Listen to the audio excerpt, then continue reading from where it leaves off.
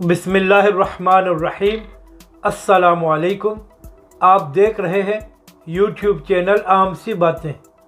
शेख रशीद ने एक बार फिर अपनी प्रेस कॉन्फ्रेंस में तहरीक लब्बैक के मुतालिक अहम बयान दिया है।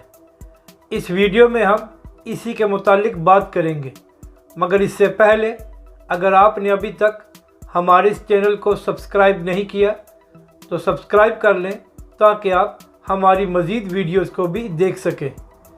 पिछले 5 महीनों से जो कुछ तहरीक लब्बैक और अल्लामा साद हुसैन रिज़वी के ख़िलाफ़ हुआ है, तो इसमें सबसे अहम किरदार जिस शख्स का है वो शेख रशीद हैं, क्योंकि उन्होंने 2 बार तहरीक लब्बैक के साथ मुआहदा किया और वज़ारत दाखिला भी उन्हीं के पास है।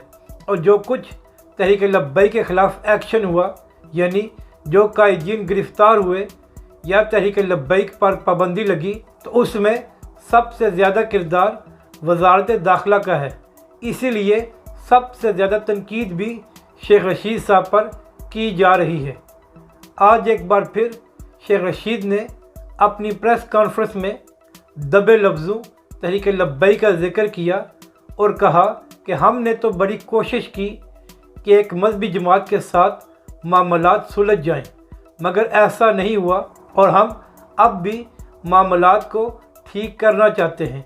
तो इससे यही ज़ाहिर हो रहा है कि हुकूमत को अंदाज़ा हो गया है कि तहरीक लब्बैक के साथ मुज़ाकरात के अलावा कोई चारा नहीं है।